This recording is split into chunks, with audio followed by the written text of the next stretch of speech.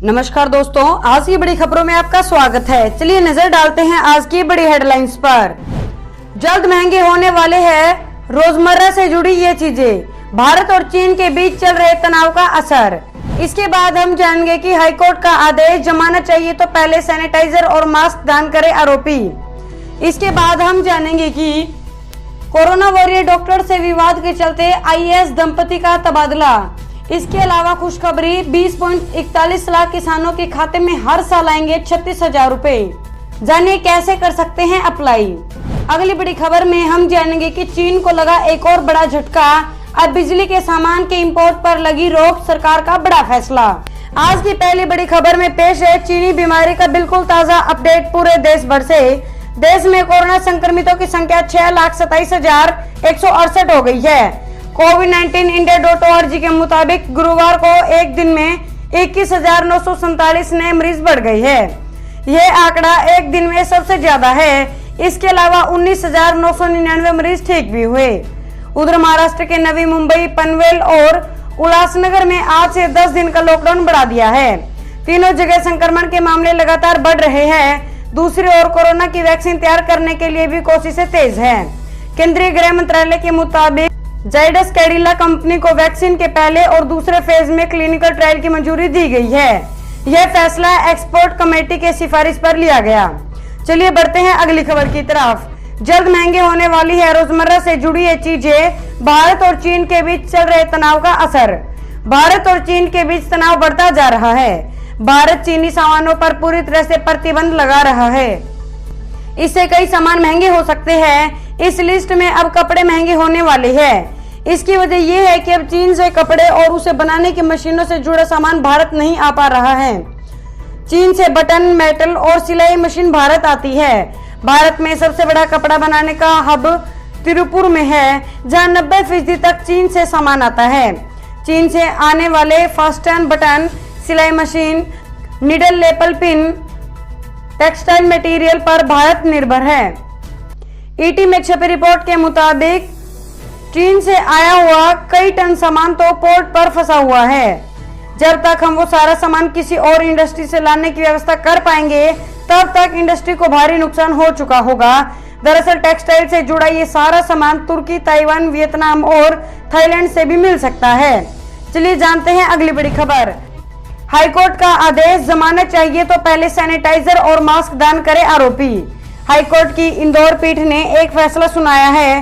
Court ने शराब की अवैध ढुलाई कर रहे 2 आरोपियों को सशर्त जमानत देने का आदेश दिया। शर्त यह है कि दोनों आरोपी जिला अस्पताल में अच्छी क्वालिटी का 5-5 लीटर सैनिटाइजर दान करेंगे, साथ में 200 मास्क भी मुहैया कराएंगे। वह भी अच्छी गुणवत्ता वाले होने चाहिए। उसके बाद ही जिला अदालत आरोपियों को जमानत दे। लॉकडाउन के दौरान शराब का अवैध परिवहन करने के आरोप में पकड़े गए 2 आरोपितों की जमानत याचिका पर सुनवाई करते हुए हाईकोर्ट इंदौर ने कहा है कि आरोपी पहले जिला अस्पताल में 5-5 लीटर अच्छी गुणवत्ता का सैनिटाइजर और उच्च गुणवत्ता के 200 मास्क दान करें। इसके बाद ही उन्हें जिला अदालत में 40,000 रुपए की जमानत और इतनी ही रकम का मुचलका देने पर जमानत दी जाएगी। बात करेंगे आज की अगली बड़ी खबर की। कानपुर एनकाउंटर में 8 पुलिस वालों की शहादत पर बोली बीजेपी, योगी सरकार छोड़ेगी नहीं, यूपी में बहुत शांति। कानपुर एनकाउंटर में 8 पुलिसकर्मियों की शहादत के बाद योगी सरकार विपक्षी पार्टियों के निशाने पर आ गई है। अखिलेश यादव, राहुल गांधी, प्रियंका गांधी वाड्रा और मायावती समेत अनेक विपक्षी नेताओं ने सरकार को आड़े हाथे ले लिया है। इसके बाद सत्तारूढ़ बीजेपी ने प्रेस कॉन्फ्रेंस कर कहा कि उत्तर प्रदेश में अपराधियों के हौसले टूट चुके हैं, वे बौखलाहट में हमले को अंजाम दे रहे हैं। बीजेपी नेता अरुण सिंह ने कहा कि योगी सरकार अपराधियों को छोड़ेगी नहीं। उन्होंने आरोप लगाया कि सपा की सरकार जब थी तब अपराधी ही सत्ता में बैठे थे।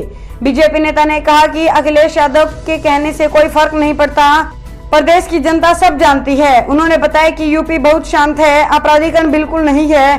कुछ अपराधी हताशा में ऐसा कर रहे हैं, उनसे योगी सरकार निपट लेगी। चलिए जानते हैं अगली बड़ी खबर। चीन से तनाव के बीच पीएम मोदी पहुंचे लेह, सैन्य अधिकारियों ने दी रिपोर्ट। और चीनी सेना के साथ वार्ता के बीच प्रधानमंत्री नरेंद्र मोदी शुक्रवार सुबह लेह लद्दाख पहुंचे। प्रधानमंत्री मोदी ने लेह के नीमू फॉरवर्ड पोस्ट पर अधिकारियों से बात की और सुरक्षा हालत का जायजा लिया। पीएम मोदी के साथ इस दौरान चीफ ऑफ डिफेंस स्टाफ यानी सीडीएस बिपिन रावत भी पीएम मोदी के साथ इस दौरान चीफ ऑफ डिफेंस स्टाफ यानी सीडीएस बिपिन रावत भी मौजूद रहे। प्रधानमंत्री ने इस यात्रा के दौरान सैनिकों से बातचीत भी की। सूत्रों ने बताया कि मोदी सुबह करीब 9:30 बजे ले पहुंचे। प्रधानमंत्री के कार्यालय यानी पीएमओ की ओर से जारी किए गए बयान के मुताबिक फिलहाल पीएम मोदी नीमू की एक फॉरवर्ड लोकेशन पर है। यहाँ वो तड़के सुबह ही पहुंच गए थे। यह जगह 11,000 की ऊंचाई पर स्थित है। यह इलाका सिंध नदी के किनारे पर और जांस्कर रेंज से घिरी हुई बहुत ही दुर्गम जगह है। बात करेंगे आज की अगली बड़ी खबर की। कोरोना वॉरियर डॉक्टर से विवाद के चलते आईएएस दंपति का तबादला। दुनिया भर में फैली कोरोना महामारी से फ्रंट फुट पर लड़ने वाले वॉरियर्स डॉक्टर्स के साथ अजमेर जिला में तैनात आईएएस दंपति का विवाद हुआ था। अब उसका परिणाम उसके तबादले के रूप में सामने आया है। राज्य सरकार की ओर से गुरुवार देर रात निकली आईएएस तबादला सूची में इस आईएएस दंपति का तबादला भी कर दिया गया है।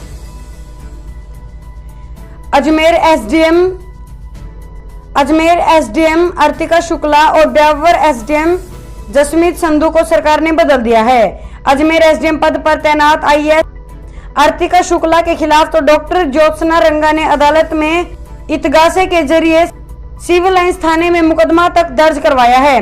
दरअसल पिछले दिनों अखिल राजस्थान सेवार चिकित्सक संघ अरिजदा के प्रदेश प्रवक्ता एवं वरिष्ठ चिकित्सक डॉक्टर ज्योत्सना रंगा ने सीएमएचओ दफ्तर में आईएएस अर्तिका शुक्ला पर बदसलूकी करने और अपने गार्ड के जरिए छीना झपटी करने का आरोप लगाया था। बात करेंगे आज की अगली बड़ी खबर की।